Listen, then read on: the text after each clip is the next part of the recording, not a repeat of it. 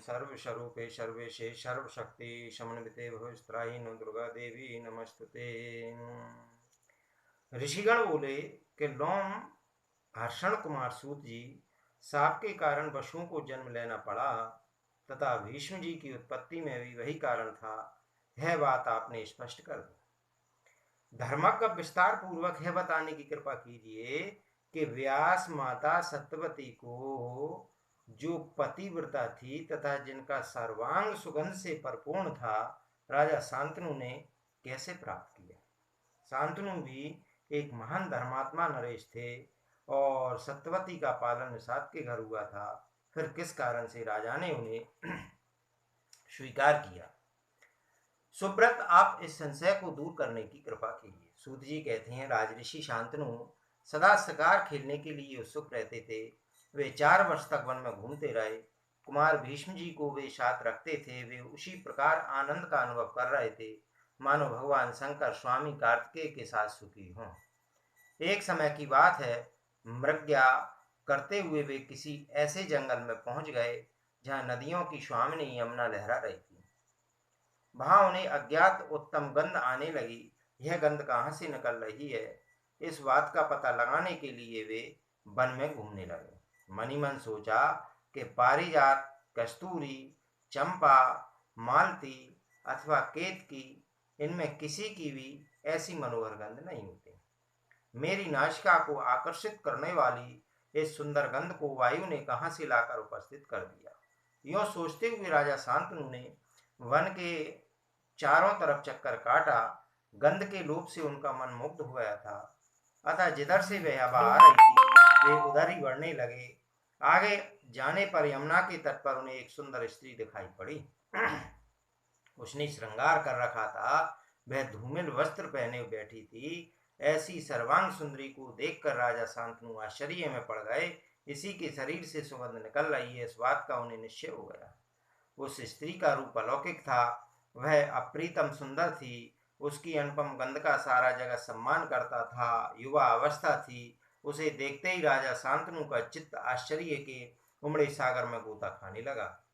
सोचा, यह कौन है और इस समय कहाँ से आ गई है। यह कोई देवांगना है, मानुषी है या गंधर्व अथवा नाग की कन्या है। इस श्रेष्ठ गंधवाली सुंदरी स्त्री का निश्चित परिचय मैं कैसे प्राप्त करूं। महाराज शांतनु यूं मन में विचारते रहे किंतु किसी निश्चय पर न पहुंचे। फिर तट पर बैठी हुई निषाद पुत्री से वे पूछने लगे, प्रिय, तुम कौन हो, तुम्हारे पिता कौन है, तुम कहाँ से आई हो, क्या तुम्हारे साथ दूसरा कोई नहीं है, यह तो बताओ कि तुम विवाहिता हो अथवा अविवाहिता, तुम्हारी क्या अभिलाषा है, विस्तार पूर्वक मुझसे सभी बातें बताने की कृपा करो। इस प्रकार राजा शांतनु के पूछने पर कमल के समान नेत्रों वाली उस युक्ति स्त्री ने हंसकर महाराज से कहा, राजन, आप जान लें, मैं दासराज की पुत्री हूँ। पिता के आज्ञा अनुसार यहाँ बैठी हूँ। महाराज, मैं इस जल में नाव चलाती हूँ। मेरे कुल का यही धार्मिक कार्य है। मेरे पिताजी अभी घर गए हैं। राजन, आपके सामने मैं बिल्कुल सच्ची बात बता रही हूँ। यूं कहकर वह सुंदर कन्या चुप हो गई। राजा शांतनु ने उस कन्या से कहा, मैं कुरु के वंश का एक प्रसिद्ध राजा हूँ मृगनयनी। मेरे घर दूसरी कोई स्त्री नहीं है। तुम मेरी धर्म पत्नी के स्थान को सुशोभित करो। मैं सदा तुम्हारे अनुकूल रहूंगा। मेरी पत्नी मुझे छोड़कर चली गई, तब से मैंने दूसरी किसी को पत्नी नहीं बनाया। बिना स्त्री के ही जीवन व्यतीत करता हूँ। राजा शांतनु वाणी निश्चय ही राजा शांतनु की वाणी निश्चय ही अमृत के समान अत्यंत मधुर थी। सुंदर गंधवाली एवं सात्विक भावों से संपन्न उस दास कन्या सत्यवती ने उसे सुनकर धैर्य रखा। वह महाराज शांतनु से कहने लगी, राजन, आपने मेरे विषय में जो कुछ कहा मैं उसको उसी रूप में सत्य मानती हूँ। आपकी जैसी इच्छा है वैसा ही होना चाहिए, किंतु मैं स्वतंत्र नहीं हूँ। मेरे पिताजी आपकी कामना पूर्ण करेंगे, अतः आप उन्हीं से मिलकर मेरे लिए प्रार्थना कीजिए। मैं कोई वैश्या नहीं, दासराज की पुत्री हूँ। मैं निरंतर पिता की आज्ञा के अनुसार चलती हूँ। मेरे पिताजी महान पुरुष हैं। यदि वे मुझे आपको सौंप दें तो आप मेरा पाणी ग्रहण कर लीजिए। तब से मैं आपके अधीन रहूंगी, परंतु कुल में जो व्यवहार है उसकी रक्षा करनी ही पड़ती है। सूत जी कहते हैं, महाराज शांतनु सत्यवती की बात सुनकर उसकी याचना करने के लिए दासराज के घर पहुंच गए। उन्हें आते देखकर दासराज को बड़ा आश्चर्य हुआ। वह राजा शांतनु को प्रणाम करके हाथ जोड़कर कहने लगे। दासराज ने कहा, राजन मैं आपका सेवक हूँ, आप कहाँ पधारे, इससे मैं कृतार्थ हो गया। महाराज आज्ञा दीजिए, किस लिए मेरे घर आपका पदार्पण हुआ है।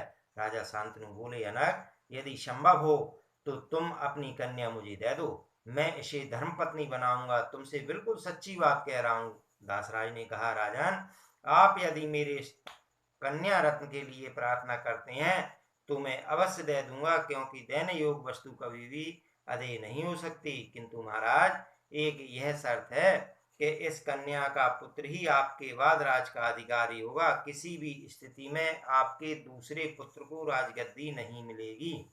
सूत जी कहते हैं, दासराज की बात सुनकर राजा शांतनु अत्यंत चिंतित हो गए, क्योंकि वे भीष्म जी को राजा बना चुके थे। अतः कुछ भी उत्तर न देकर वे घर लौट गए। मन पर चिंता की घटा गिरी रही। घर पहुंचने पर वे न कुछ खाते थे और न उन्हें नींद ही आती थी। महाराज शांतनु को चिंता से उद्विग्न देखकर पुत्र देवव्रत भीष्म जी उनके पास गए और उनसे अशांति का कारण पूछा। नरेंद्र, आप राजाओं के शिरमूर हैं, कौन शत्रु आपका सामना करना चाहता है, मैं अभी उसे अधीन कर देता हूँ। सत्य कहिए, आप क्यों चिंतित हैं राजन। जो पुत्र पिता के दुख को नहीं जानता है और न उसे दूर करने का यत्न ही करता है, उसके जन्म लेने से क्या लाभ है।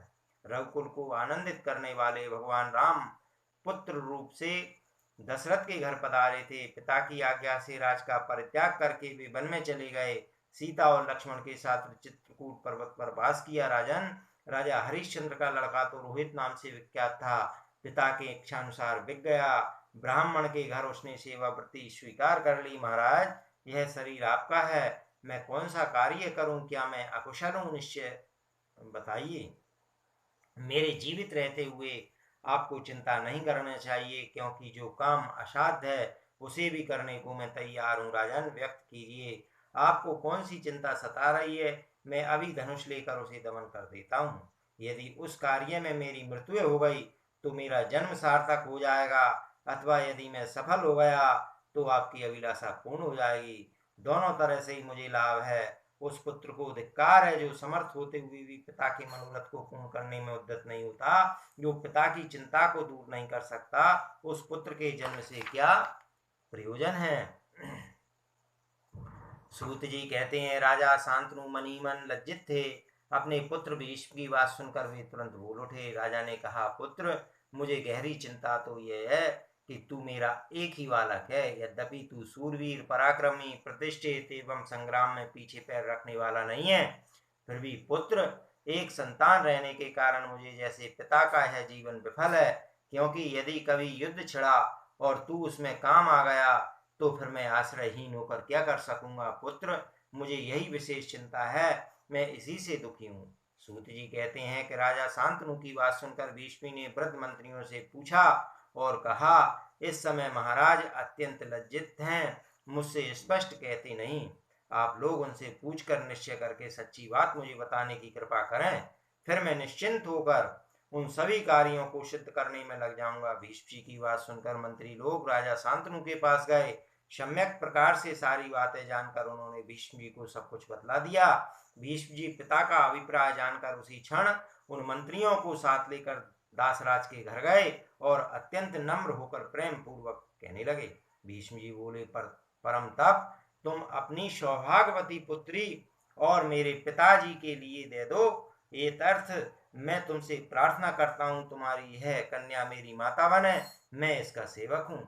दासराज ने कहा, महाभाग, तुम राजकुमार हो, इसे स्वीकार करो और अपनी पत्नी बनाओ, क्योंकि यह निश्चय है तुम्हारे रहते हुए इसका पुत्र राजा नहीं बन सकेगा। भीष्म जी बोले, आप दासराज की यह कुमारी मेरी माता है, मैं राज करना नहीं चाहता, बिल्कुल निश्चित कहता हूँ सर्वथा इसी का पुत्र राज का अधिकारी बनेगा। दासराज बोले, मैं जान गया तुम सत्यभाषी हो, किंतु यदि तुम्हारा पुत्र बलवान हुआ तो वह हठ पूर्वक इससे राज छीन लेगा, इसमें कोई संदेह नहीं दिखता। भीष्म जी ने कहा, तात तो मैं प्रतिज्ञा करता हूँ कि मैं विवाह ही नहीं करूंगा। यह बात सर्वथा सत्य होकर रहेगी। मेरी प्रतिज्ञा यदि किसी भी प्रकार टल नहीं जा सकती। सूत जी कहते हैं, भीष्म जी की ऐसी अटल प्रतिज्ञा सुनकर दासराज ने अपनी सर्वांग सुंदरी कन्या सत्यवती को महाराज शांतनु के लिए समर्पण कर दिया। इस प्रकार राजा शांतनु ने सत्यवती को अपनी पत्नी बनाया। इस कन्या से पहले व्यास जी का जन्म हो चुका था, यह बात उन्हें मालूम नहीं हो सकी। सूत जी कहते हैं, इस प्रकार महाराज शांतनु ने सत्यवती से विवाह किया।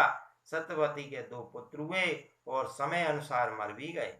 फिर व्यास जी के द्वारा विचित्र वीरी के क्षेत्र में धृतराष्ट्र का जन्म हुआ, जो नेत्रहीन था। मुनि को देखकर उस स्त्री ने आंखें बंद कर ली थीं, फलस्वरूप वह अंधे पुत्र की जननी हुई। दूसरी स्त्री ने व्यास जी को देखकर सर्वांग में सफेद चंदन लगा लिया था, अतः उसका पुत्र पांडु रोग से ग्रस्त हुआ। दासी के विठूर का जन्म हुआ, विदुर का जन्म हुआ। दासी से विदुर का जन्म हुआ।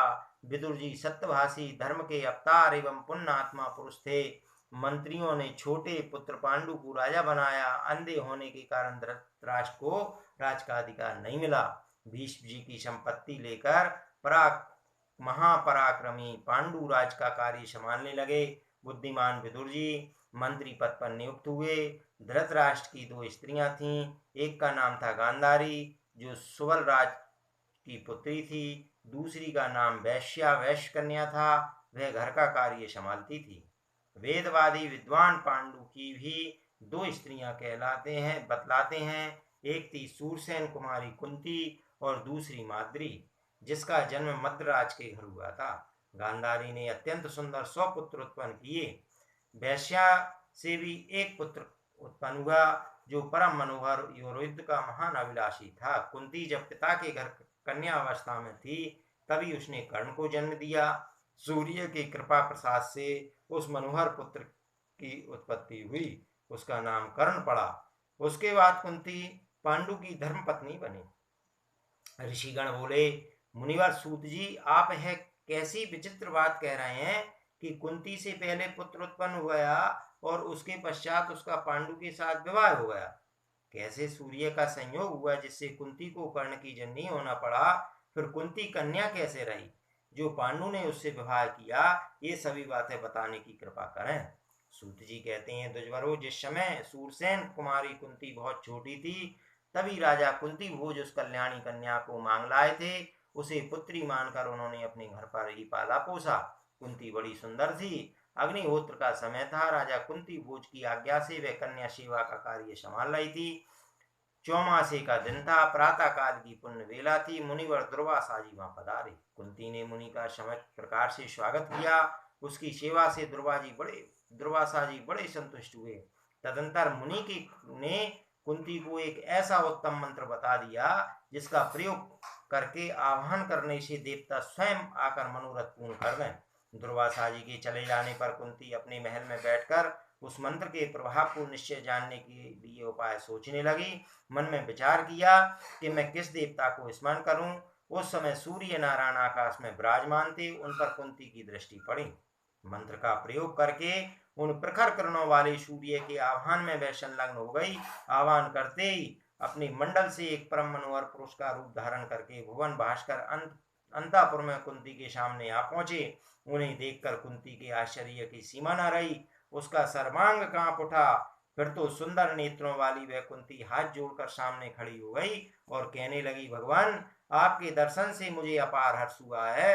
अब आप यहाँ से पधारने की कृपा करें। भगवान सूर्य ने कहा, कुंती, तुमने मंत्र का प्रयोग करके मुझे क्यों बुलाया? बुलाने पर जब मैं तुम्हारे सामने आ गया, तब मेरा स्वागत क्यों नहीं कर रही हो? तुम्हारे मंत्र के प्रभाव से मैं विवश हूँ। कुंती ने कहा, धर्म के रहस्य को जानने वाले भगवान, आपसे कोई बात छिपी नहीं है। मैं अभी कन्या हूँ। सुब्रत आपके चरणों में मेरा मस्तक झुका है।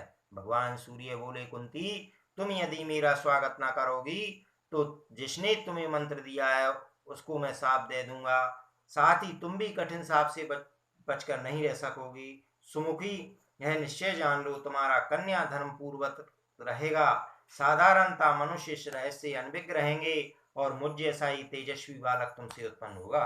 तदंतर कुंती को अभिलाषित वर देकर भुवन भास्कर अपने लोक को पधार गए। कुंती गर्भवती हो गई। वह सदा अपने गुप्त आगार में रहने लगी। यह रहस्य धाय को मालूम हो गया। न माता जान सकी, न दूसरे लोग ही जान सके। भुवन में छिपे रूप से पुत्र का जन्म हुआ।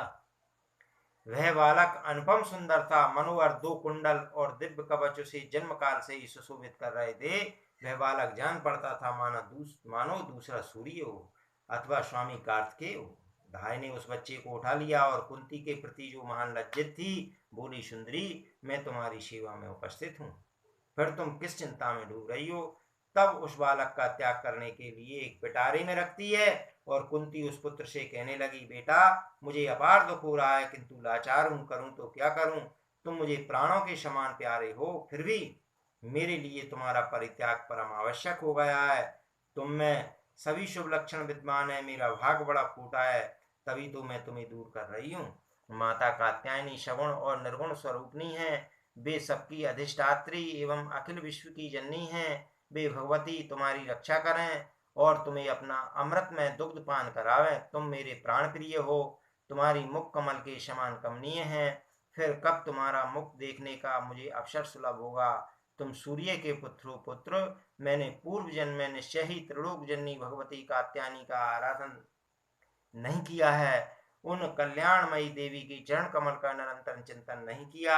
इसी से मैं उत्तम भाग से वंचित रही। तुम्हारा त्याग करने के पश्चात मैं वन में जाकर तपस्या करूंगी। सूत जी कहते हैं, इस प्रकार कहकर कुंती ने उस शिशु को पिटारी में रखकर धाय को दे दिया। कोई जान न सका। इस बात से वह डरती थी। पश्चात स्नान किया, भयभीत रहती हुई पिता के घर कालक्षेप करने लगी। उधर धाय पिटारी लेकर जा रही थी। रास्ते में अधिरथ नामक सूत मिला। अधिरथ की स्त्री राधा भी साथ थी। उसने उस बच्चे को मांग लिया। फिर अधिरथ के घर उस बालक का पालन पोषण होने लगा। वही वीर बालक आगे चलकर महाबली कर्ण के नाम से विख्यात हुआ। इसके बाद वही कन्या कुंती स्वयंवर में पांडु की धर्मपत्नी बनी। पांडु की एक दूसरी पत्नी माद्री थी। उसके पिता मद्राज थे। एक समय की बात है, एक महान पराक्रमी पांडु जंगल में शिकार खेल रहे थे। उनके हाथ एक मुनि की हत्या हो गई। उस समय वे मुनि मृग के रूप में अपनी पत्नी के साथ रमण कर रहे थे।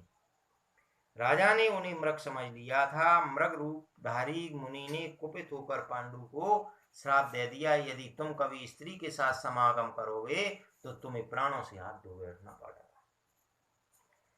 मेरी बात सत्य होकर रहेगी। मुनि के यों श्राप दे देने पर पांडु को बड़ा शोक हुआ। वे अत्यंत दुखी होकर राज का परित्याग करके वन में रहने लगे। मुनिवरों, पांडु की कुंती और माद्री दोनों स्त्रियों को सती धर्म का पूर्ण ज्ञान था। राजा की सेवा करने के लिए वे भी साथ चली गईं।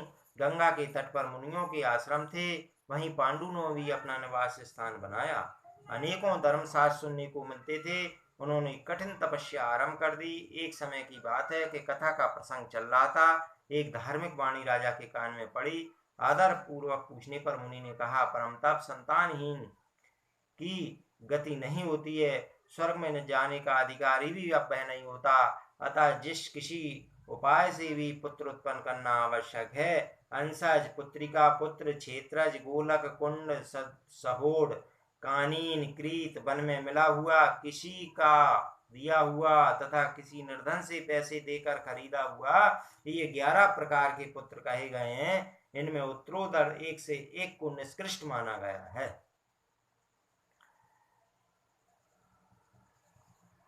इसमें कोई संशय नहीं है। वचन सुनकर पांडु ने अपनी कमल नयनी प्रिया कुंती से यह बात कही। तब कुंती ने कहा, प्रभु, मेरे पास मनोरथ पूर्ण करने वाला एक मंत्र है। पूर्व समय की बात है, दुर्वासा मुनि ने यह मंत्र मुझे बताया था। इसका प्रयोग कभी विफल नहीं हो सकता। राजन, यदि इस मंत्र से किसी देवता को आमंत्रित करूं तो वे तुरंत मेरे सामने आ जाएंगे और मेरा मनोरथ पूर्ण करेंगे। उसी समय पांडु ने कुंती को मंत्र प्रयोग करने की अनुमति दे दी। तब कुंती ने प्रधान देवता धर्म को याद किया। वहां धर्म पधारे। उनकी कृपा से कुंती प्रथम पुत्र युधिष्ठिर की माता हुई। वासुदेव की कृपा से भीम और देवराज और इंद्र की वायुदेव की कृपा से भीम और देवराज इंद्र की कृपा से अर्जुन को उत्पन्न किया। एक एक वर्ष के अंतर से ये तीनों परम महाकृपी पुत्र उत्पन्न हुए। फिर माद्री ने पतिदेव पांडु से कहा, कुरुश्रेष्ठ मुझे भी तो पुत्र दीजिए। महाराज मैं क्या करूं प्रभु, मेरा भी दुख दूर करना आपका परम कर्तव्य है। माद्री की बात सुनकर पांडु ने कुंती से मंत्र बता देने का अनुरोध किया। कुंती बड़ी दयालु हृदय थी, उन्होंने माद्री को मंत्र बतला दिया। पति की अनुमति से माद्री ने एक पुत्र के लिए मंत्र प्रयोग किया। स्मरण करने पर दोनों अश्विनी कुमार आ गए। उनके अनुग्रह से माद्री, नकुल और सहदेव इन दो पुत्रों की जननी हुई दुज्वरो। इस प्रकार पांचों देव कुमार पांडव क्षेत्रज पुत्र हुए। एक एक वर्ष के व्यवधान से उस जंगल में ही इन कुमारों का जन्म हुआ। एक समय की बात है, आश्रम सुनसान था। माद्री को देखकर पांडु अत्यंत विकारग्रस्त हो गए। मृत्यु सिर पर नाच उठी। उन्होंने माद्री को पकड़ लिया। माद्री निरंतर रोकती रही, फिर भी पांडु देव की प्रेरणा से उसके आलिंगन में अद्यत हो गए। माद्री का संयोग भोगते ही पांडु का शरीर धरती पर लुढ़क गया। जिस प्रकार वृक्ष पर फैली हुई लता वृक्ष के कट जाने पर नीचे बिखर जाती हैं, ठीक इसी प्रकार पांडु के धराशायी होते ही माद्री भी जमीन पर पड़ गई। उसकी आंखों से आंसू बह रहे थे। उस समय कोलाहल सुनकर रोती हुई कुंती, पांचों लड़के और महाभाग मुनिगण भी वहां आ गए। पांडु के शरीर से प्राण पखेरु उड़ गए थे। उपस्थित सभी व्रतशील मुनियों ने गंगा के तट पर पांडु के मृत शरीर का विधि पूर्वक अग्निदाह संस्कार किया। माद्री सतियों की सत्यता प्रदर्शित करने के विचार से पांडु के साथ सती हो गई। उसने दोनों पुत्र धर्म को साक्षी मानकर कुंती को सौंप दिए। जलांजलि देने के पश्चात वहां के निवासी मुनिगण पांचों पुत्रों के सहित कुंती को हस्तिनापुर ले आए। कुंती के आने पर समाचार पाकर भीष्म, विदुर और धृतराष्ट्र के नगर में निवास करने वाले और भी अनेकों व्यक्ति वहां आ गए। पांडु के शाप का रहस्य जानकर उपस्थित सभी व्यक्तियों ने कुंती से पूछा, महाराज ने ये किसके लड़के हैं? कुंती बड़ी दुखी थी। उन्होंने उत्तर दिया, कुरुवंश में उत्पन्न हुए बालक देवताओं के हैं। मैं निश्चित बात कह रही हूँ। विश्वास दिलाने के लिए कुंती ने सभी देवताओं का आह्वान किया। संपूर्ण देवता आकाश में आकर विराजमान हो गए और बोले, निसंदेह ये हमारे पुत्र हैं। भीष्म जी ने देवताओं के वचन का अनुमोदन करने के साथ ही पुत्रों का भी यथोचित सम्मान किया।